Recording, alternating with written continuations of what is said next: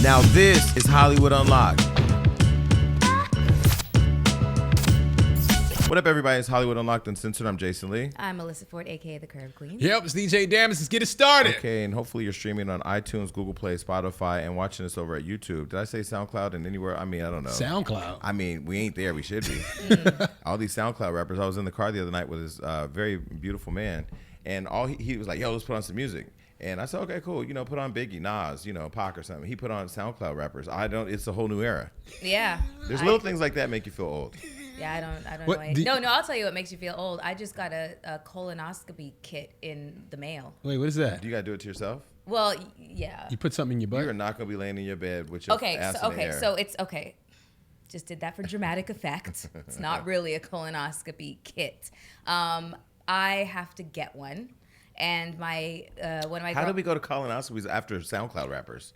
We were just talking about SoundCloud rappers. I don't know. Because you don't know them either. Oh, no, just the old shit. Just feeling old, okay. know? Is this what I have to do now that I'm 30? No, prostate exams. Oh, Get a yeah. finger up the butt. Yeah, There I you got to go do all that. So my girlfriend's husband, they own medical labs. And so they can screen for like 99% of cancers that you can get that are going to be inherited by genetics and stuff From like your that. butt? Well, no, it's actually just like a test, like swab. Okay, so you got yours, and now what? Well, I got to send off the results and see. I'm just concerned right now because my mom's been diagnosed with cancer. She was in remission for about 12 years. She had cancer of the uterus back in 2007, 2008, and now it's back, but now it's in her colon and her liver. Well, we're at the age where we got to get stuff checked. My dad had his colon checked and found the polyps or whatever, so he had to get that procedure done. I'm now at a point where I have to get that procedure. So, yeah. But back to the SoundCloud rappers, if I can really quick. I don't know half the people that are out here now. Xanax. I mean, there's more prescription drugs in SoundCloud songs than I think I've heard anywhere. It's the opium epidemic, baby. Really? Well, what is the attraction to that? I have no interest to do opioids. Really? No. For what? I don't know. I don't feel like that started with young people, though. I feel like opium addiction is always from, middle America. Housewives would do a lot of it. I think everybody was. No. Yes. These motherfuckers, they love that codeine and whatnot. Bill Cosby started it, I think. Housewives have been getting high off of painkillers and stuff for years. But I was in the club last week, and somebody actually tried to make me feel guilty because I don't do cocaine. I was like, I'm gonna go home. I'm tired. They were like, just do a bump. But cocaine is old school. I was like, no, I'm not. What are you talking about? You don't do a bump. He don't do a bump. I do it. They all did bumps. I'm a bump. But because I don't want to bump, I guess they said I was boring. But I just refuse to do. I don't do hard drugs like that. Have you ever done anything? No. I mean, yeah. I can't remember. I was on the show high on Molly one time. I was so high. Right. Gotcha. Sweating. Yeah. Woo. Damage. What about you? What, Molly? Drugs. Yeah. No, I've done a Molly. You've done a Molly? Yeah. What are you waving to? I know you scared me too. Sorry, our guest is here. She's really pretty. Who, Tisha Campbell? Yeah. Oh, Hey, she waved at me too. I mean, we're not joking about drug usage. Please don't do drugs. I have tried a Molly though. But I will say, beyond Molly, I'm not doing coke and Never. heroin and crack and meth and all that. But young people are doing meth and doing other shit. I've done weed and alcohol. That's it. I've never tried anything else. I feel like no lean, a little bit of lean. I want to try ecstasy with somebody I really like. Well, you got a boyfriend, do it. I'm trying to convince him to do it. He's a can walking say no to drugs He can lose campaign. his career as a result of it. So. Yeah, I might end up just talking a lot too. It might not be the effect you think. Well, I will tell you, just talking all night. Not to glorify drug use, but if you do Molly with somebody, you should be doing it with somebody who plans to spend the night. Okay. Because all that getting on the Molly and then going home, what did we do this for? Anyway, I don't want to glorify drugs. I'm sorry. Same thing as ecstasy, right? Yeah, you pretty much the same. Feel up on somebody. Okay. Okay, so we always hear you online, and those of you that thought I was questioning my role in the culture, whether or not the culture needs me, I actually took your comments where you said the culture needs me and put it on a sweater. So the culture needs me is available. Here's the website right now, so go get it. Have a good time with it. You have a Black and Proud sweater on. Is that yours? Not Black and Proud. This is my collaboration with Black by Young. You can go to @BlackByYoung on Twitter, Instagram @BlackByYoung. Get you one of these right here. It was so funny. People were in the comments saying they have too much of their individual shit going on that the show is lacking. We just had Fuck you. What? John Legend. I mean, next on the show is Jesus. Yo. But I mean, that's what this show is supposed to be, promoting everything that we're doing. And I hope you can enjoy this That's black some excellence. hater shit, man. But that's all right, and that's why the culture needs us. And I got a book coming out. I can't wait. It's finally in my brand new computer after I was robbed. And once I approve it, I hope that everybody buys it. I can now feel what an artist feels like when they put out a record. Are your nudes going to get out from the stolen laptop? No, let me tell you something. There ain't a dick pic out there. If a dick pops up and they say it's mine, it's not mine. I don't send dick pics. I'm not into that. No, but it was your computer that got stolen. Now I will tell you, there's a lot of dicks that came in. You know, the inbound dicks was something. But God bless you. If you get those, your favorite R&B star is gonna be in there. But you know, again, the book is exciting. I'm nervously and anxiously awaiting to release it to the world. So I want everybody to buy it. I think it's a book everybody should read. Mm-hmm. Yeah. What's it called again? God Must Have Forgotten About Me. Okay. Yeah, it's deep. Yeah. New York Times bestseller, huh? Oh yeah, we're gonna get that. You put it in the universe. Yeah, we mapped it all out. We know our marketing plan. I'm going on the speaking tour. Yeah, we're gonna do it. Because it really is. It's not even that it's just a product. It's not even a money maker thing. It's a inspire people thing. I think that when people read my story, you know more about me than a lot of people, but then when you actually read it in details, because as I'm reading it, I'm now saying, okay, definitely about to go to therapy, because it's a lot. It is a lot. Oh my God, really? Yeah, really. That's amazing that's what you got after like reading all of it. That's the end result, is that you feel like you need to go to therapy. Because I've thought so for a long time. Me? Yes. Why? Because listen, let me tell you something. When it comes to our friendship, over the years, people have said to me, and you know this, how the fuck are you friends with him, Melissa? And I'm like, anybody who went to school for psychology, they'll understand that.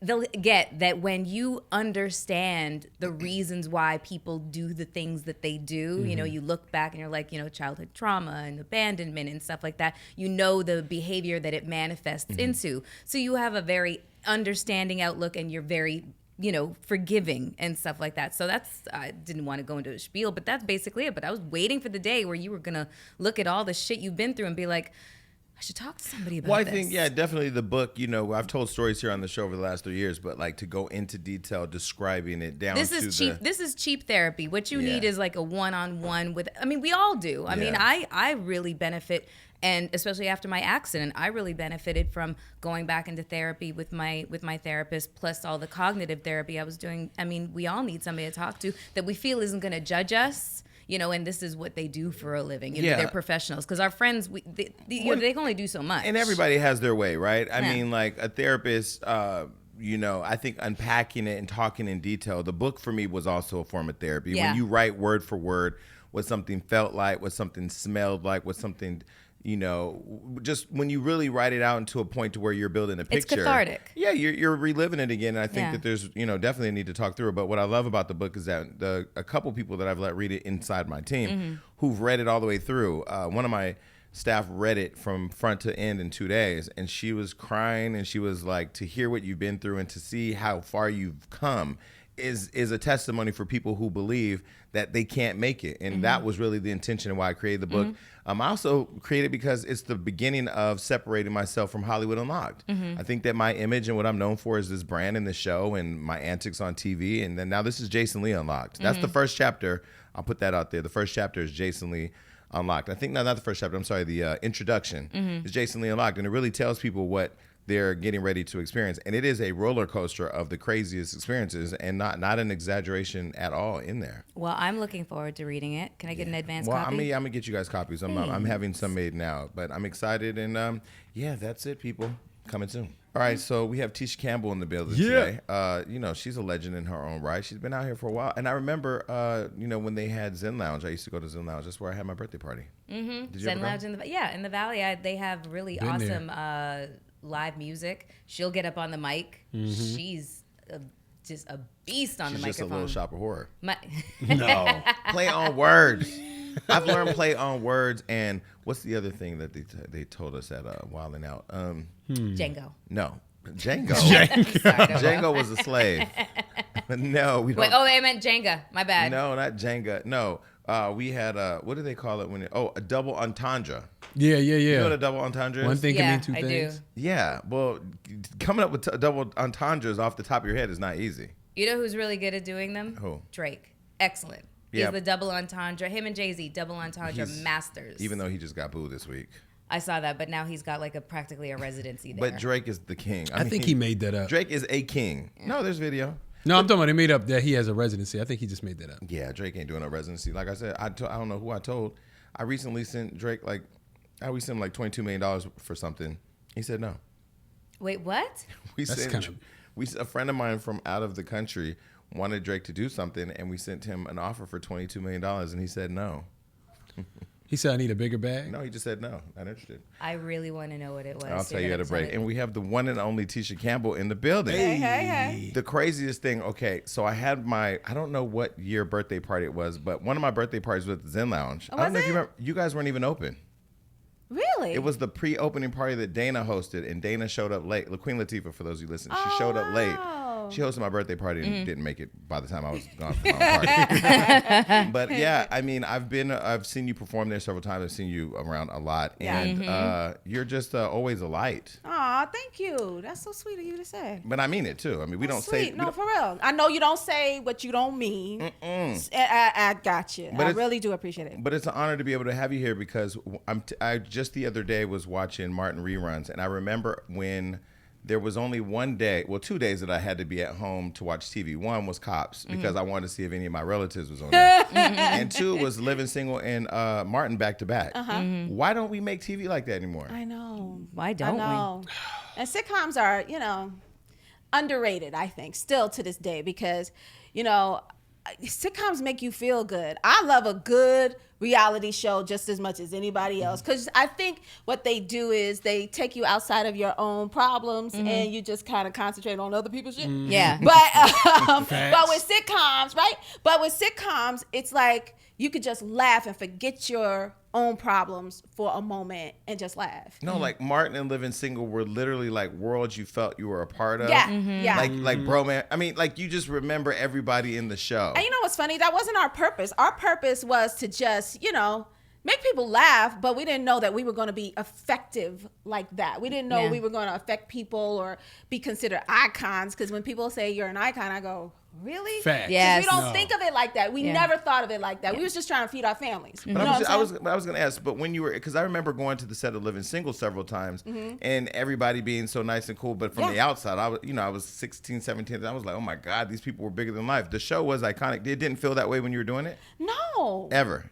No, because we were just having fun. We were just really, again, it's a job, and that's what we looked at it as. We're all from, like, everybody that surrounded Martin. I think this was brilliant, the way that they set this up. We were all from the theater.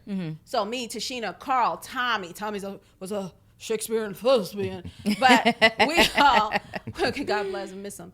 But they surrounded him with that kind of a group, so it was a really solid base. You know what I mean? So we were just working, and that's how we looked at it in the '90s. Like, yo, we were on our grind. We didn't think of it like we were going to make history or it was going to last like I Love Lucy or the Brady Bunch, and people were going to continue to watch it over and over and over again. We were just making our money for these 5 years, and then we'll just try to figure out the next gig. That's how we looked at it. That's crazy. When did it hit you that, man, this is like larger than life, a big piece of the culture that no one will ever forget? You know what? Not until recently, believe it or not, because I didn't really watch the show. We don't really watch our work. Again, we're always looking forward to the next thing.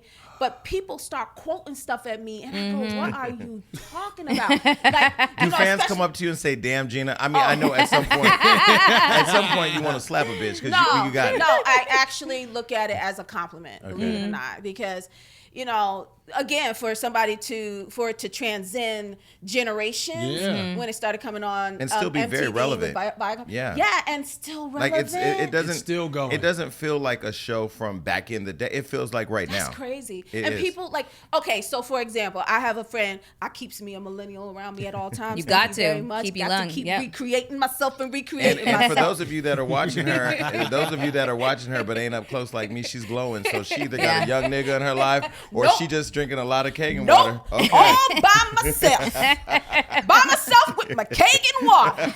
Self-party. I am trying to figure out she, and that's it. Wait, you know who I have to? Do you know Wendy Williams personally? No, not personally. I've seen her I need like to connect you y'all know. because Really? because she's in this whole glow thing right now. See, it's really about recreating yourself and taking care of yourself. And, you know, we're both like I guess, kind of going through a similar, you know, path. But still very vibrant and alive and living.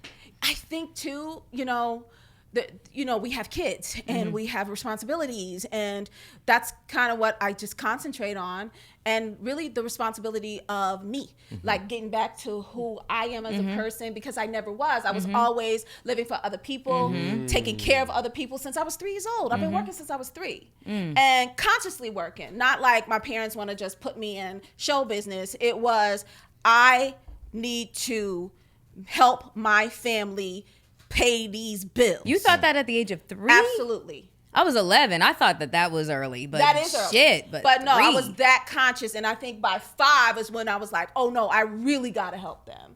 And that's when, you know, I went through that. It was, I think I talked about this on Uncensored, so I'm going to do the shorter version. When I went and did this talent contest because I wanted to win, as a kid would, the second prize, which was a color television, because we ain't had one at work. And so when I got up there, I didn't win the second prize. I won the first prize, which was a car. And by seeing my parents' reaction, because I was like, why? I'm looking at the keys like, The car with that TV. right. And then my Big brother's eating my screen. Cheetos, so I'm gonna go fuck him up. But I drop them, but then I see my parents' reaction. I was like, oh, I can help people. Oh, okay, I get it now. So then my mission became to help the people around me. So do you feel your gift was given to you so you could help people? Yes. And then it went into a whole nother space when I had my firstborn, because my firstborn had autism. And I realized that Your firstborn. So, but did you know it was autism at the time? Because I feel like now autism is, my sister has a kid who's autistic. She didn't know right away what autism was. well, that's why I say I didn't know what the label was, but I knew something was. What were the signs for you? Because autism shows up in different such ways. a broad spectrum. Yeah. It is, but it's different for me because my job is to master human emotions. So I guess I was given the gift of being able to act and master these emotions to see when there was a lack thereof. And so once I saw my son was not doing or delayed or doing things that weren't typical, I started doing early intervention and didn't realize it. So really, and I say this and nobody believes me, but the day when I brought him home, I kept calling all these people and going, something is a little, I can't put my finger on, something's up with the baby, something's up with the baby. And my friend's like, no, you're a new mother, you're a new mother. I was like, I'm telling you, something's up with this baby. By 6 months, I knew in my heart of hearts and in my gut that there was something not right. But then there was some gifts that was like crazy. Like my son at 5 months could recognize things that a baby shouldn't be able to recognize. And so it would make me cry because I was like, this is too advanced, this is scary. So he had these gifts and these delays that I recognized and started finding ways to do whatever I did. And then by 23 months, it was, it was finalized that he was on the spectrum. So he couldn't talk. I didn't know if my baby was going to be able to use the bathroom, because I have a friend who, we created this, this charity called Color My Mind. And it's, for autistic families, benefits families who are dealing with the diagnosis of autism. And her child is probably about 25, 26 right now, still not potty trained. So I didn't know whether that was going to be my fate. But my focus, because when I'm backed into a corner, I fight. Well, you have a strong spirit. You can feel it in the room. Yeah. You have a very strong. Yeah, especially when I'm passionate about something, and then That's my your back's baby. against that's my baby. So I had to figure it out.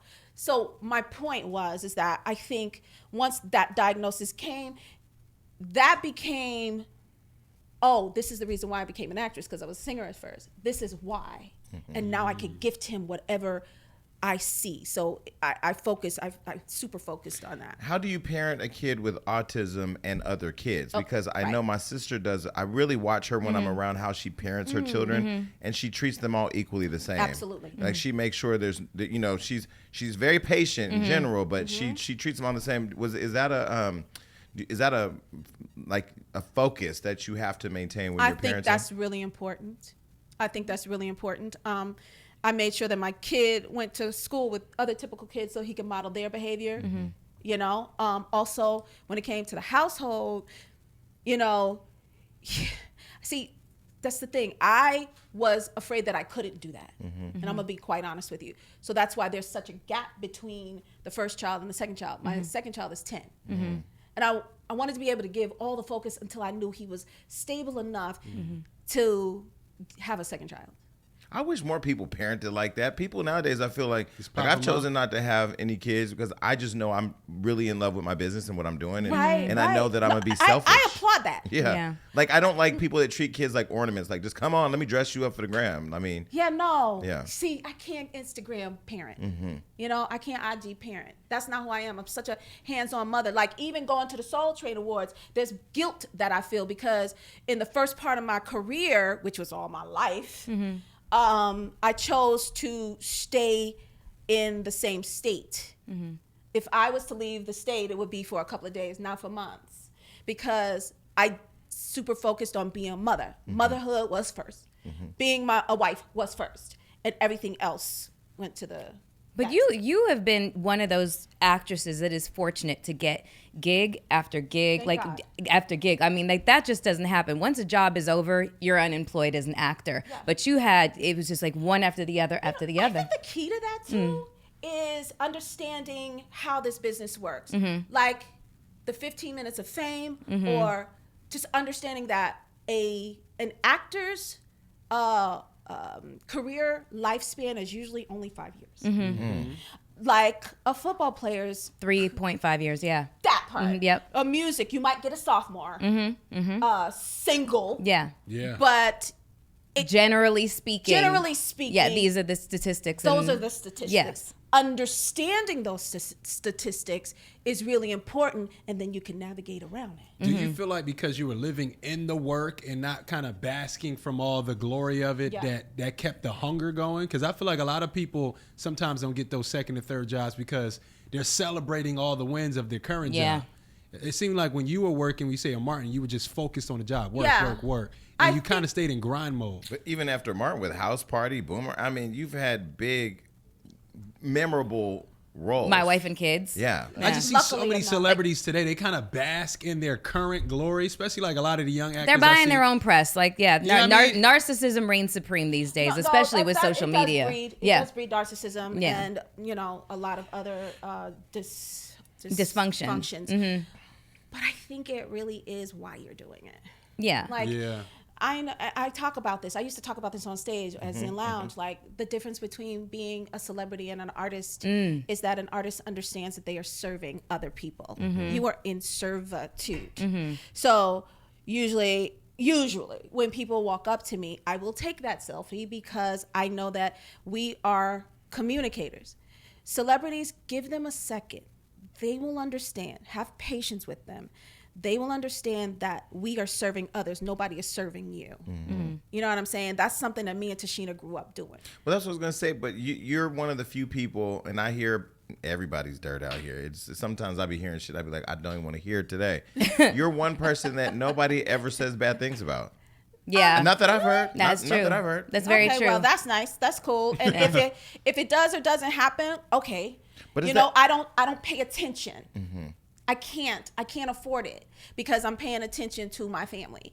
So, okay, like if you looked at it like a football game or something. So, okay, I'm running the ball and I can't pay attention to outside people that's not running in the same direction as me. So if we're all same goal oriented, I'm running the ball and I'm paying attention to the people that's blocking for me or somebody who's I need to throw the ball to, or we're running in the same direction. Makes sense? So I don't pay attention to the cheerleaders. That's because those are called the fake friends. Yeah. You know what I'm saying? You got the fake friends with the little pom-poms going, yeah, them bitches don't know what the fuck they talking about because they're not on the fucking field with you. or when the game's over, they ain't there anyway. That part. You know? Yeah. Get your little mini skirts and move it, right? So, but then I utilize the people in the stands to motivate me, but you can't concentrate on it. So you can't concentrate on, because 1 minute they're gonna boo. You'll get distracted. 1 minute they're gonna cheer. Play by play is different. It's different. We recently just talked about here where, you know, sometimes this show gets a bit much because our fans are very, very vocal online. Yeah, they are. And one show they'll be like, Jason, we love you. Oh my God, we cried with you. The next show, you need to be fired. Like, how you gonna fire me for my own shit? Yeah. You know? Yeah. Listen, I understand your job too. You have a job to do. I get it. But for, you know, and it doesn't mean that it has to be the same goal like everybody wants to be in show business. It's just, it could be the same type of mothering skills or the same, we're utilizing one another to get to our ultimate goal. And that's, you know, making sure that we got our family situated, making sure that, you know, our friends are good. Like it's so funny because I think the theme today of what I've been talking about all this time, just all day, is support. The right amount of support. Who is on your fucking team? You know what I'm saying? Who you got who's gonna block for you? How do you build that? Wait. Is that a conversation you had with Leela Rashawn after the whole Nicole Murphy thing? Did you see that? I don't really talk to Leela, so I don't know what you talk about. Okay, so Nicole Murphy. No, I know what you're talking about. You know what I'm talking about. But you guys aren't friends like that. No. We're good. Like, there's like people that you interact with, what you see at like award shows. Yeah. Because we don't really get to see each other. Like, people think that most of the time, even my good friends, even with Tashina, like, we're so busy, like, doing our, you know, we only see each other. Yeah. You know. But I think it's because, like, with Leela, we saw a lot of the Hollywood community, Holly Robinson, Pete, a lot of different women who are respectable. But they're close. Okay. They're close. Yeah. Okay. They're like besties. Of course, you know, she's gonna reach out to her friend. I just thought maybe there was a boomerang connection. Because it was so fun. Let me call Sunshine. You're stupid. That was that was Sunshine was from that's from Sunshine was from some Harlem Nights. Yeah. Was it really? Sunshine Well, shit, I knew she was in all of those. Yeah. No, but like I said, I mean, you're one of the few people that you don't hear bad things about. But if you do, then I'm a human. Yeah. You know what I'm saying? I don't take that, you know. I make mistakes just like everybody else. You know, I think that's one thing about me and the people that I'm connected to. Again, my support system, which is like Regina King and Tashina Arnold. Like, we understand. We've been in this game. I've known Regina since we were like 15 years old. I've known Tashina since we were 12 and 11. She makes me say 12 and 11 because I'm older.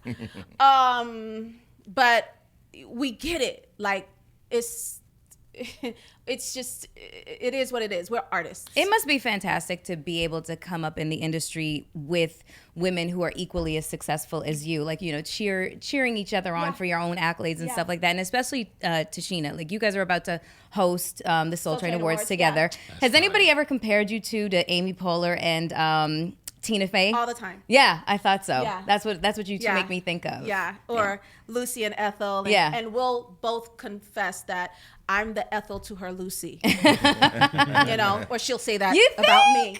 She'll say that. Okay. Okay. We'll say that about each other. Okay. I'm the Ethel to her Lucy. Or she'll say I'm the Ethel to her.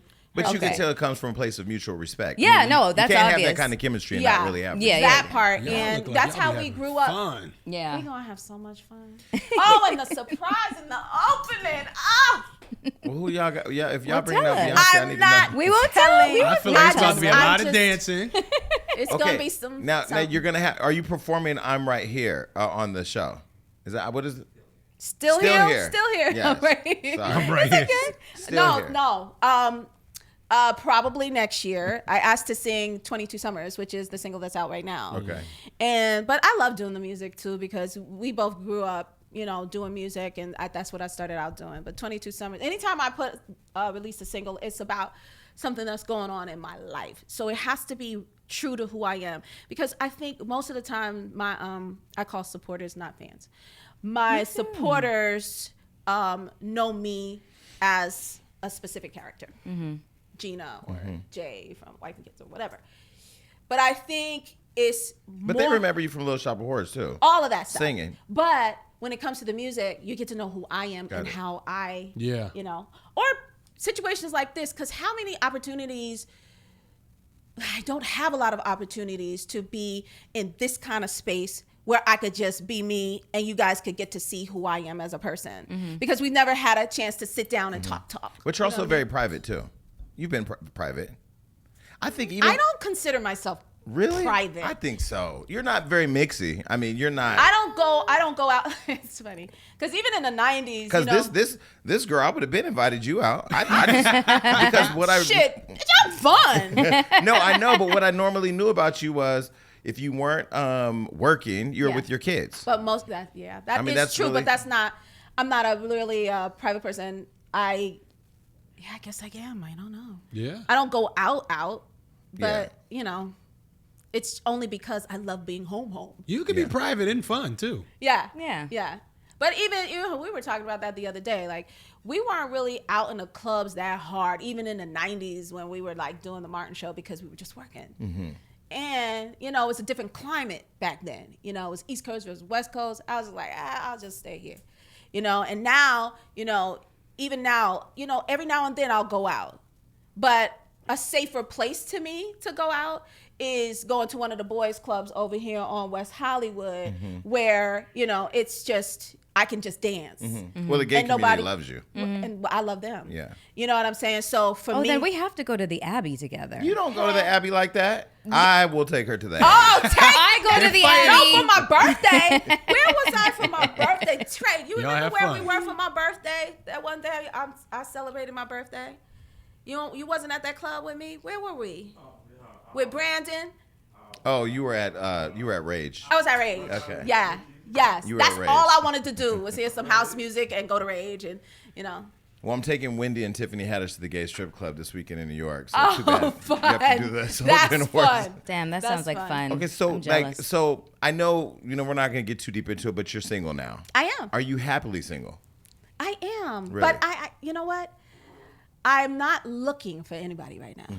Because I think I still want to work on me. Like, this is the first time in 22 years that I've been, and I'm scared. I think I'm scared. I have Really? I'm scared. No, because I know You're gonna be your doing DMs is lit with these young niggas out here who are like, getting dick pics and shit. Right, Like, come she on, gets- are. guys. She gets dick pics. all the time, Oh my God. all the time. But you know what? That's not is necessarily a that? bad thing. I mean, not for you. For me, it's just like hello, penis. Like, what the fuck? Right. The fuck? I feel like it's What is that? I don't know. It's is gross. that? So I have a girlfriend who's like, she's been married 17 years. Yeah. Her boys are, like in their, early teens right Yeah. now. And she has no idea who she is without being a wife and a mother. Yeah. What does this journey of self-discovery kind of look like for you right now? What are the moments that you have where like, yo, that's I know that I'm smart. Like, that's what I see is that I had to learn a lot in the last couple of years, and I'm smart. And, you got to understand, I went straight from my mom's house to your my husband's house. And they always took care of the finances and all of that other stuff. You had no break in between to go out and just be a young girl in the streets? He means thought. No, that's okay. She know what I mean. I know what he means. Like me. I never. I had too much time between mama house and the nigga house that I found. So, You know what's funny? He got lost out there. I can't even be that. yeah. Still. Yeah. Because me and my friend had a conversation about the responsibility of who I am. She said, you can't just have consensual nothing because you're going to play yourself out. And I was like, that's not fair. Yes, you can. Go out there and live your life. I agree with her. Because I agree with her. Now, it's a different day and age, right? Hold on. I got to get Wendy on the phone. Keep going. Go ahead. Okay, so it's a different day and age, right? And when I look at millennials and have conversations with all of these people, they're more fluid. And I'm not even talking about with their sexuality. I'm talking about with just being able to, in my day, back in the 90s, we were looked down upon for just Casual embracing sex. our own sensuality, right? So Now. Hold on, Wendy's calling. Hold on. Okay. Wendy. Wait, hold on. I gotta put you on the phone with somebody. Hold on a second. What up, woman? It's Tisha. It's Tisha. She said, "Oh God." Let's let them talk for a minute. We'll be right back. Okay. That sounds All right. good. So I don't know where we left off. We were talking about self-care and what she's doing for herself. You know, she's discovered things about herself. She's incredibly intelligent, smart. Yeah, no, I just think that, someone mentioned the word beautiful devastation. And I think that, when you go through things, it's a death. Unexpected things, it is a beautiful devastation because you embrace, and this person told me to do this, embrace the pain, the tears, every tear, because you're growing from that and you're going to be a different person and you're going to be a phoenix. And in the moment, you don't believe it. It sounds so cliche and you want to hear that shit. Facts. You know what I'm saying? But it's fucking true. Really wise words. It really is fucking true. But you think because people had an idea in their mind, like you guys were an iconic relationship and you were, I don't know how to explain it. I don't know how we're so invested in it, but you look at it like we get invested in black love. We really do, and No, especially I love it. couples that go. do. Yeah, Absolutely. and especially couples I'm that like, you know. yay, Nicole and Boris. Yes. We've got our faves, and they are one Yay, of. Omar and Keisha. Yes, those are another set of faves. Yeah. Will Smith and Jada, faves. Pauletta and Denzel, faves. Yes, you want them to win. Exactly. So we felt the same way about the two of I you. understand. Yeah. I totally understand. And it's, stuff that you considered, and it just didn't work out the way you wanted. But I look at it like, hey, man, we had a good run. There you go. But I will look at it also. Yeah. I look at also just the courage, the strength, the presence of being there still for yourself and for your kid is a testament to all women, black or not, that life, you have one. So you have to decide that happiness has to be your destination, whether you're with somebody else or by yourself. Or men. Yeah. Or men. Yeah. You know what I'm saying? Single men Well, we too. could go to Or the single gay club. We fathers. could find happiness every night. There you go. And there you go. Okay, are so the this worst. weekend you and Tashina are going to be wild. I'm assuming. I hope not. Yeah, we're because we're talking each other through it. Like, please try not to curse. Try not to curse. Let's pray before we pray anyway. But look, let's pray over our mouths. Listen, let me tell you something. I'm thinking that the surprise is going to be a dance off between you and her and Kid and Play. That's what I can see happening as as the surprise. She's like, I just saw a kid at Mike Tyson's compound when I did Mike Tyson's show. Yeah. It was so much weed. He wasn't smoking, but it was so much weed in there because Mike Tyson's a smoker. I don't know. I don't know why I brought that up, but it was good to see Kid. Yeah. Oh, Kid. Kid, Yes, he was there. Yes. No, I mean, Kid, Play. you- I keep in touch. We all keep in touch. No, it's good. Well, no, you're iconic to Thank the you. culture, and you're an important part of my experience with the culture. I mean, from television to just and even Everybody's. even just Kelvin, who produces our show, he's like, oh my God, Tisha Campbell. But Feeding over you. what memory for you? You're so young. Oh, okay, HBCU. Yeah, I was living in Toronto and I was like, 13, 14 years old and house party. Yeah, born and raised in Canada. And I remember that the theater was packed, house party, and it was like that. It was the first time I'd ever seen like an HBCU experience. I didn't even believe it was real, and it's one of those things that just becomes like an indelible mark on your mind. Like you just memorize everything about That's it. crazy. Yeah. That I'm a part of it. Yeah, That's yeah, crazy. yeah. If I was comfortable being gay when I was a teenager ready for college, I would have went to HBCU too, but I'd have been a hoe all up and down. See, here you go. Every team. I'd have been at every game. Did you guys see my sister Who? On the real. on the reel? On the real. That I was going to ask you about that. That was such an incredible moment. How did they even set that up? So her half sister. And I had to watch that video a couple times because when you were saying it, I was like, are they playing? But that was a real moment. It was a real moment. How did they find you two? Well, we found her about 3 years ago with the help of Pam Slayton, the other woman on the couch. Wow. She's a genealogist, but we found out my sister didn't know she was adopted, so we kind of pulled back, and we said we can't interrupt her life, so we waited. And then in September, Pam called me. She was like, I kept in touch with your sister all these years and kept trying to push her to get a DNA test, and she finally found out and she's been dealing with it for 2 weeks. She knows she has family looking for her. She doesn't know it's you. and she doesn't know that she just knows that she has a ton of family and she's open to meeting all of you. Wow. That's a crazy experience. And so Pam is, Pam, she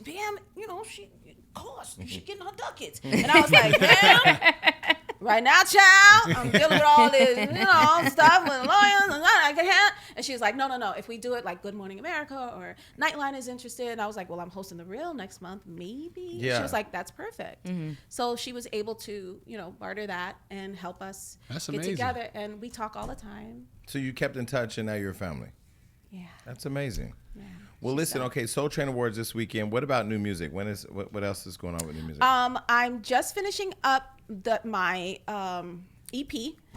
It's done. So now I'm going to release it once I get back and settled, probably first quarter. Would you ever put out a rock single? Because I was at Zen Lounge where you were like rocking out. Thank you. Yeah, you couldn't tell the difference between her and Slash from Guns N' Roses. Like, it was sick. I was so impressed. Aw, Yeah. Thank you. No, Yeah. okay, they're telling me Yeah, to wrap it well, up. we're good. We will definitely keep in touch, and you can come back so glad anytime I you came. want. Yes, yeah, you come back please. anytime you want. Now that we've broken the ice, next time would be, really raw. Yeah, it's a safe space. Here you It go. is a safe space. I didn't know we were gonna get this kind of energy. I'm like, oh well, we thought you were gonna, What do you think I was going to be? That girl? that girl right there.